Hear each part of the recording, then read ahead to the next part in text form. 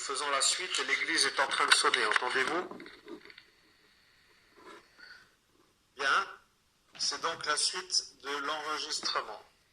Et la suite de l'enregistrement peut dire aussi que nous sommes dans le fil. Dans le fil, nous vous avions dit, nous sommes dans le fil. Ayez peur, car maintenant c'est à vous de sauter en quelque sorte. Ça va y aller pour de bon. Nous voulons que ces diffamateurs s'arrêtent et nous voulons que vous arrêtez de nous faire passer pour des pédophiles. Nous ne sommes pas pédophiles, c'est vous qui êtes pédophiles. Voilà le problème. Le problème est que les gendarmes en question qui étaient présentement présents ce soir-là sont tous pédophiles. Ils sont attirés par des enfants et à partir de 12 ans, ça devient intéressant pour eux. Ils ont tous l'érection, mais toi, tu ne l'as pas eu. Et voilà qu'ils veulent te donner des enfants de 12 ans pour que tu les baises, pour que toi, tu l'aies aussi, cette érection. Mais tu ne l'auras pas. Voilà la beauté. Et tu es soulagé car maintenant tu es enfin conscient que les anges te valident que tu n'auras pas l'érection pour des enfants de 12 ans car tu n'en as pas d'érection pour les enfants de 12 ans. Ce juge qui s'appelle juge Martin, qui n'a pas vraiment autorité d'être un juge mais qui est surtout un malade psychiatrique, qui se prend pour un juge, qui est juge. Voilà, c'est un juge mais qui est un malade psychiatrique, qui est donc utilisé par les magistrats de la magistrature pour rendre des jugements sur la base où un fou fait des rendages de jugement, des rendus de jugement pour que eux, les gens normaux, soi-disant plus normaux que lui, ne soient pas embêtés dans leur vie privée. Donc ce juge est un laveur de probabilité de vengeance. Voilà la vérité. Pour eux, c'est cela. Il est utilisé par cela et ce fait que cela soit cela est un problème pour le juge. Le juge vient de comprendre que c'est le pigeon en quelque sorte à cela et il vient de comprendre que c'est cela la vérité. Maintenant il veut les avoir sur la base de l'abus de faiblesse mais il ne peut pas le faire puisqu'il est malade et voilà qu'il commence à comprendre que son problème devient délicat. Voilà, il fait toujours les comptes rendus pour un autre juge qui valide le procès en quelque sorte et c'est toujours celui qui est malade qui rend le verdict. Voilà donc que le vrai juge ne se mouille pas. Et que le faux juge ou le fou se mouille à chaque fois pour se faire avoir à chaque fois. Bon, appelons un chat un chat. Nous sommes en train de faire une conversation et ça fait déjà 2 vidéos. Donc nous sommes à la 2e vidéo, mais ce Youed est pas mal, mais il n'a pas de capacité autre que la capacité interne de son mémoire interne pour dire que nous ne pouvons pas nous faire passer pour des gens qui mentons, puisque de toute évidence, nous ne mentons pas. Voilà, nous devons vérifier. Que se passerait-il si la gendarmerie nationale dit que tu mens? Eh bien, c'est la question que tu devrais te poser, car eux ne veulent pas se faire avoir. Ils vont dire que tu es un psychopathe qui n'arrête pas de mentir, donc tu dois les instruire. Eh bien, nous vous instruisons, chère gendarmerie nationale de la vérité. Nous allons vous dire que la brigade antiterroriste qui a fait le contrôle sur ce Jean-Paul qui est notre voisin, le voisin à cette Maryse, celle-ci dont nous parlions dans notre dernière vidéo est l'homme que vous n'auriez pas dû faire venir car le chapitre n'est pas terminé. Voilà, vous avez fait venir l'homme qui va vous faire avoir et c'est un clandestin de la mafia turque qui va faire avoir la gendarmerie de Fareberswiller car celui-ci est un dérangeur. Nous le savons mais vous ne le saviez pas, eh bien il est venu et maintenant il tire avantage de cette situation. Nous avons obligation de vous dire que ce Jean-Paul était là en 2012 lorsque ce Dibo est apparu. Étant donné que ce Dibo est un peu un sorcier, il a vu que ce Jean-Paul est un sorcier, mais il a vu que celui-ci te jetait des sortilèges et qu'il n'arrêtait jamais de le faire. Et il a compris pourquoi. Maintenant, il sait que le terroriste de la mafia turque est ton voisin. Et ton voisin est un peu l'ancien qui était là ce soir, il a dit « Je suis l'ancien », sous-entendu l'ancien, comme si c'était un ancien à écouter pour un homme sage de sagesse, rempli d'une certitude absolue d'être un sage. Eh bien, je suis l'ancien, pour lui, voulait dire qu'il est plus vieux que toi et que tu dois le respecter, mais tu n'as pas à le respecter puisque c'est un sorcier qui n'arrête pas de t'ensorceler. Et le fait qu'il n'arrête pas de t'ensorceler, eh bien, prouve aussi que, en tant qu'évêque, tu n'as pas à respecter les sorciers qui te font de la magie noire pour que toi tu rates ta vie, car son souhait est le suivant. Il veut que son fils, qui est fait un peu sur Nancy pour dire qu'il est fait, c'est un homosexuel, mais lui étant un homosexuel du côté féminin, aime se faire enculer en quelque sorte par des Arabes et il adore les bites d'Arabes. Donc c'est ce qu'il a dit, mais il a dit la vérité, il aime se faire enculer par des Arabes. Le problème, c'est que lui, son père est un Turc, et le Turc n'aime pas que son fils se fasse enculer par des Arabes, mais il lui paye les études de médecine, et donc les études de médecine sont un peu en prioritaire. Voilà. Celui-ci t'envoûte pour que tu ne rates pas ta vie, mais ce qu'il voulait dire, c'est pour que tu la rates, pour que tu sois vu comme un inférieur à son fils, qui lui est le fils d'un Turc clandestin qui réussit mieux qu'un Français. Voilà son hobby. Voilà la vérité, mesdames et messieurs. Vous discutez avec Monseigneur Christophe Albert, évêque de l'Universelle Fraternité fondée par l'abbé Julio. Je suis actuellement en train de vous instruire sur une affaire criminelle qui s'est déroulée le 18 mai 2017 à Metz, rue du Pont des Morts, 57 000 France. Et nous sommes heureux de vous retrouver car notre auditoire commence à s'agiter. Il est en train de s'agiter, ce capitaine. Il voit que tu touches à fond la caisse. Et que tu touches à fond la caisse veut dire que tu maîtrises absolument ton professionnalisme. Tu es le meilleur médium de France, harcelé par tous ceux qui sont des jaloux maladifs de ton don. Et voilà que ce monsieur ne t'aime pas. Et voilà que ce monsieur commence à s'agiter dans son environnement, car maintenant il est en train de comprendre qu'il ne va plus trop rester longtemps en France et qu'il va devoir rentrer dans sa Turquie natale qui l'attend les bras ouverts pour un viol qu'il a commis à son adolescence.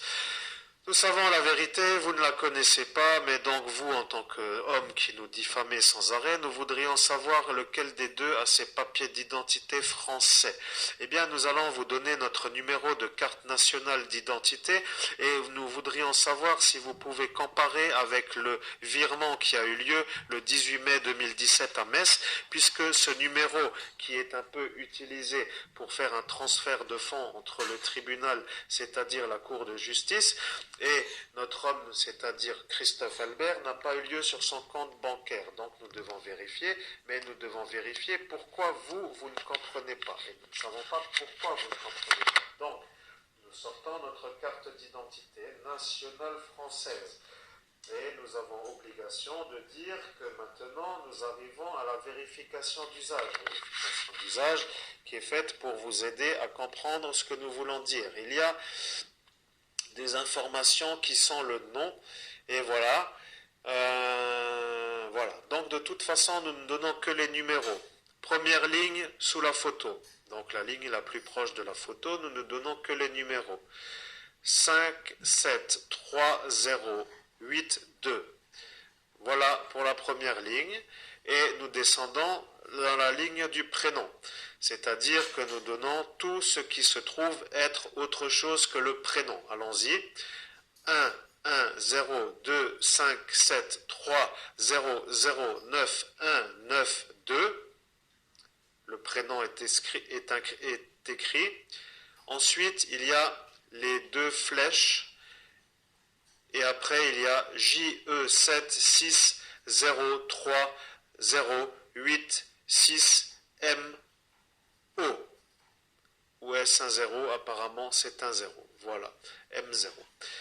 Voilà notre numéro. Maintenant, nous voudrions savoir si ce numéro correspond à la version qui a été scannée avec le scanner de la gendarmerie nationale, dans le sens où le capitaine a écouté son psychiatre, le terroriste djihadiste du MSI, pour voler l'argent à l'évêque qui est l'homme qui vous parle. Donc nous voulons savoir si ce Christophe Albert, qui se trouve être le pédophile, le violeur d'enfants, qui est venu à Metz pour faire un viol sur mineur et qui est reparti avec l'argent de son viol, a encaissé l'argent sur la base ou si c'est la volonté de ce psychiatre du MSI de le faire. Et nous devrions comprendre qu'il faut lever le doute. Le doute est à prendre en considération sur la version du terrorisme, et tu devrais dire que tu ne vas pas mettre la première vidéo en premier, tu vas faire une vidéo de 10, car maintenant tu vas donner ta vidéo à toi, qui est celle-ci, et tu vas faire la vidéo lorsque celui-ci va être un peu vu comme un beau, c'est-à-dire un beau con. Mais maintenant, il va falloir que con définisse aussi ce qu'est un con. Et un con est un homme qui est un peu un stupide. Or, un stupide est un homme un peu rustre, et un rustre est un peu un plouc. Et le plouc n'est pas toujours l'homme que l'on pense. Maintenant, vous devriez vous poser des questions. Je suis l'homme harcelé depuis plus de 10 années sur la base d'une nuisance volontaire qui a un peu une stratégie, car cette boule de cristal à ce gaga est un peu le problème. Voyez-vous que le démon s'y fait la main en quelque sorte. Cette boule de cristal est un problème, mais pour ceux qui aiment ce démon, ce n'en est pas un de problème. Et voilà que ton père s'y est mis de nouveau, mais laissons-le. Maintenant, nous sommes sur ce chapitre. Nous voulons l'argent, et cet argent est apparu comme viré par ce tribunal européen, et ce tribunal européen étant à Strasbourg, ils veulent savoir si tu as eu l'argent. C'est ce qu'ils ont dit, mais ils veulent le savoir. Non, ils ne veulent pas le savoir. Pour eux, la version est la suivante. Ils ont dit la chose suivante. Nous sommes le tribunal européen, nous validons que le virement a été fait, le virement a eu lieu à telle heure, à tel jour, à tel endroit, et c'est à vous de vérifier, mais sur la présence de ce capitaine Fabin, qui n'a pas eu l'autorisation de sortie, mais qui a été suivi par la gendarmerie nationale de Beren, pour savoir pourquoi un capitaine sort en excursion sans sa protection. Voilà le problème. Et cette gendarmerie de Beren étant venue jusqu'à la rue du Pan des Morts à Metz pour voir pourquoi celui-ci sortait, et la problématique de ce capitaine. Mais la problématique de ce capitaine n'est pas vraiment la gendarmerie de Beren. Eh bien, c'est la gendarmerie de Beren sa problématique. Et nous voudrions que l'adjudant Jello puisse se rappeler de son affaire, car il a dit qu'il a tellement d'affaires à régler qu'il ne se rappellera plus dans 3 mois. Mais dans 3 mois étant dans 3 mois, il faut dire que nous sommes déjà arrivés à 42 mois après la date de vol d'argent. Et le vol d'argent a eu lieu lorsque le capitaine a dit qu'il n'a pas autorité à donner des recevabilités sur la classification chapitrée. Voilà ce qu'il a dit. Il a dit n'importe quoi pour que ce Jello soit sûr et certain que le capitaine soit fou. Et, bien entendu, cet adjudant Jello de la brigade de Beren-les-Forbach a voulu écouter le capitaine et il a dit la chose suivante. Il a dit: je suis un adjudant qui fait carrière et depuis que j'ai fait carrière dans la gendarmerie, je n'ai jamais entendu un capitaine dire une énormité aussi énorme. Cela voulant dire qu'il n'a jamais entendu un capitaine disjoncter avec une telle façon.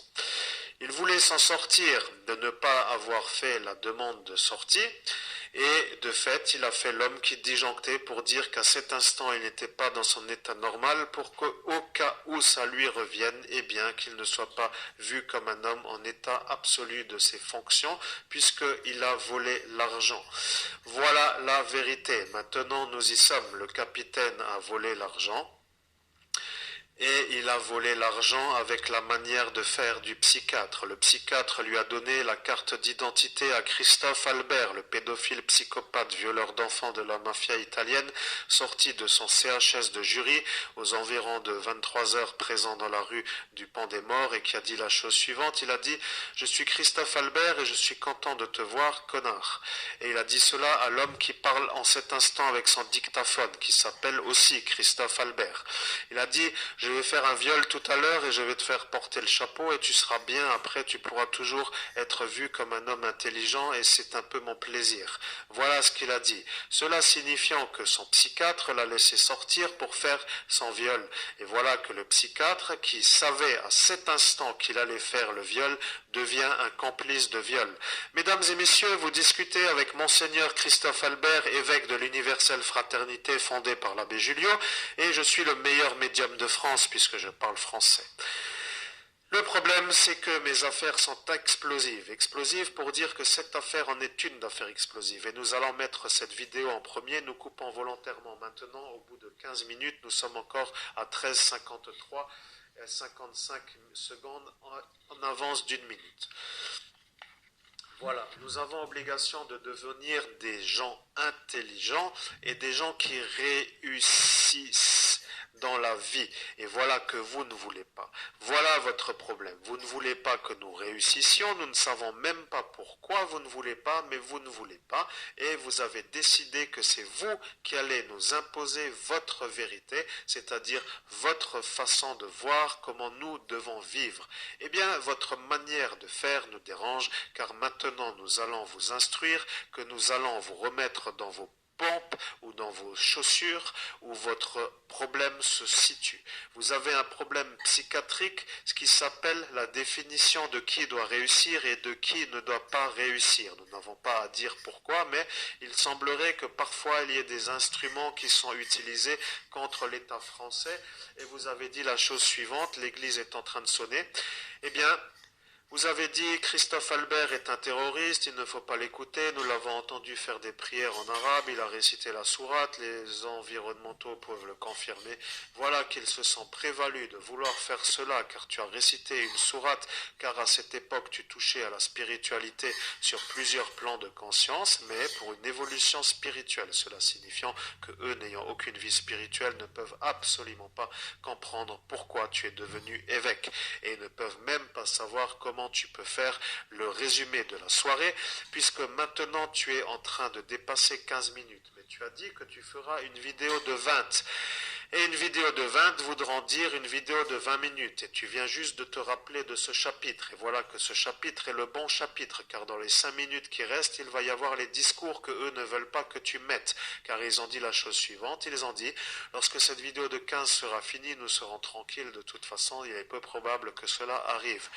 Validons la chose, le psychiatre a dit « Je suis d'accord avec vous, monsieur le capitaine, après tout, pour une fois, je vous écoute, et je vous écoute pour dire aussi que parfois j'ai à vous écouter. » Il s'est senti mis en valeur et il a validé la chose, et voilà que le capitaine s'est fait avoir par la stratégie de ce psychiatre qui est ce djihadiste, que la brigade antiterroriste a reconnu à cet instant lorsqu'elle était présente sur un contrôle de routine fait sur un clandestin venu pour une identification d'un homme qui s'appelle Christophe Albert, qui est l'homme qui parle dans ce dictaphone, à la place de l'autre Christophe Albert qui a fait le viol. Voilà que la brigade antiterroriste valide que je suis l'homme qui n'a pas fait le viol et que le problème vient maintenant du psychiatre. Le psychiatre a donné ordre au capitaine de voler l'argent et la brigade antiterroriste qui, elle, n'a pas trop de problèmes psychiatriques, ni de problèmes de stupéfiants, ni de problèmes, n'a pas de problème pour dire que je suis l'homme qui a été volé par le capitaine de gendarmerie qui a fait la chose suivante. Il a dit « Monsieur le psychiatre, cela fait longtemps que je vous connais. Je vous suis agréablement et des fois j'aime discuter avec vous en dehors de la profession. Est-il possible que nous nous comprenions sur un accord qui permettrait que nous nous en sortions tous les deux sur la façon d'encaisser ? » Voilà ce que le capitaine a dit au psychiatre. Le psychiatre n'a pas compris. Le psychiatre a réfléchi, il a dit « Je suis le psychiatre, mais je ne comprends pas votre manière de poser la question. » Le capitaine a répondu « Je vais vous poser une question simple, mais c'est juste une question. Admettez que cela fait partie de ma thérapie et que si les affaires doivent ressortir, il ne faut pas que ce chapitre ressorte, puisque sinon ce sera rompre le secret médical. » Le psychiatre a compris qu'il voulait lui demander une question qui ne devait pas être revue au grand jour, en quelque sorte, s'il y a une enquête. Et il a dit « Pourquoi pas, faisons-le, nous faisons une thérapie. Je peux dire que cela fait partie de votre thérapie, il n'y aura pas de lâcher d'informations. » Voilà. Le capitaine a dit, monsieur psychiatre, si nous faisions le vol et que nous utilisions ma carte d'identité à la place de ce Christophe Albert, serait-il possible que le tribunal européen se rappelle d'avoir fait le virement au mauvais personnage?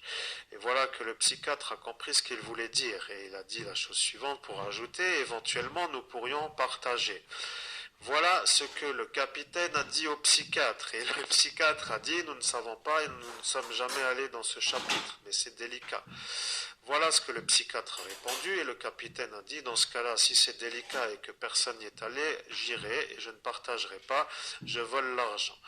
Voilà qu'il a utilisé la carte d'identité que le psychiatre a donnée au capitaine en disant, ceci est la carte à Christophe Albert, et moi, je suis le capitaine Fabing et je mets le numéro de Christophe Albert sous ma carte d'identité et le chèque arrivera sur mon adresse postale. Ce qu'il a dit, c'est que le chèque est à encaisser au nom de Christophe Albert et que le chèque est arrivé à l'adresse postale du capitaine Fabing, et ce qui voulait dire que celui-ci se moquait de toi, car il a dit que lorsque tu seras arrivé à ce chapitre de l'histoire, tu te rendras compte que s'il y avait eu un virement, eh bien, que tu aurais déjà eu l'argent sur ton compte bancaire, mais il n'a pas eu tort. Eh bien il a eu tort. Voilà, le chèque qui t'appartient est arrivé à l'adresse postale du capitaine Fabing et tu dois lui demander s'il est possible d'avoir ton chèque. Car le chèque du tribunal européen est apparu, mais ils ne t'ont pas trop cru. Ils ont dit nous préférons envoyer le chèque. Et le chèque est apparu et le chèque est arrivé à l'adresse postale du capitaine Fabin qui a mis son numéro de carte d'identité sous la carte qui est ta carte d'identité lorsque le psychiatre lui a donné la carte d'identité à Christophe Albert le violeur.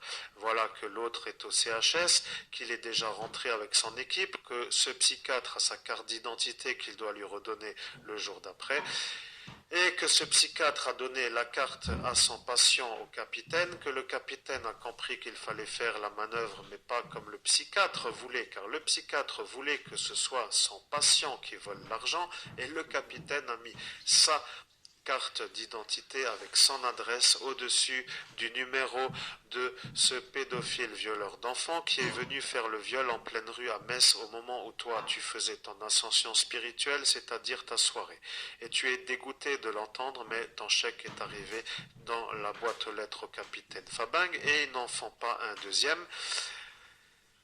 Eh bien, ils peuvent en faire un deuxième, car le chèque n'est toujours pas encaissé. Voilà la vérité. Tu dois demander, sur la base d'un non-encaissement du chèque, que le tribunal européen réédite un chèque et qu'il te l'envoie en recommandé avec accusé de réception. Mais cette factrice étant une malade psychiatrique, celle-ci qui te croit être un pédophile du fait que toi, tu t'es fait charger devant tout le monde, a dit « Je ne chargerai plus trop Christophe Albert d'accusation, mais je pense que j'ai compris. » Voilà ce qu'elle a dit.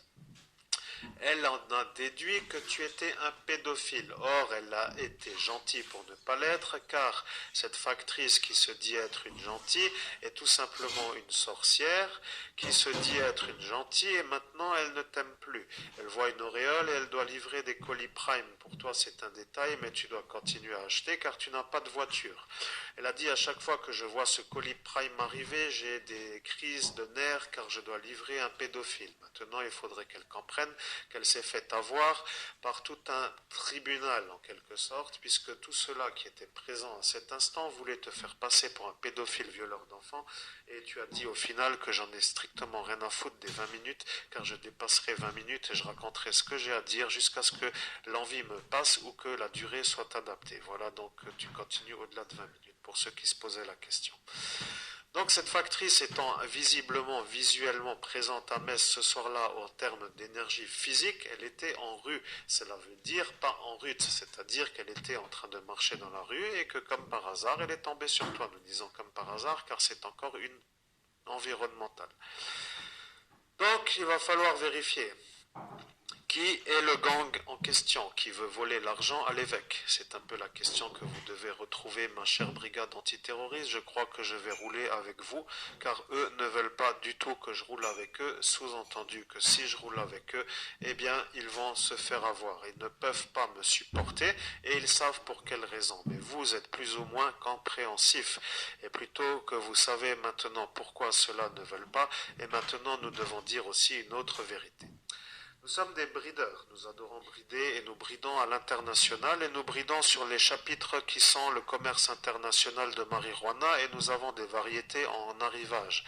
Nous sommes en train de vous instruire que nous avons homologué un génome qui s'intitule une version bénie de marijuana qui a été bénie sur un vortex et qui, lors de notre ascension personnelle, a été vue comme une source lumineuse par le monde des sorciers et qui représente une menace.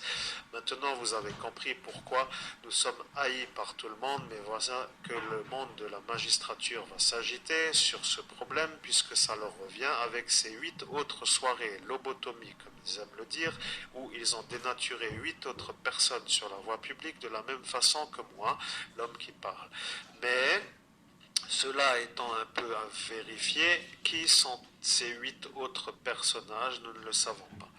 Nous devons dire que notre variété de marijuana bénie ne peut pas se faire en France. Il faut dire que nous voulons partir, mais nous voulons partir avec l'argent qui nous est dû sur le fait du désavantage que vous nous avez causé pendant 10 années. Nous voulons donc l'argent qui nous a été volé.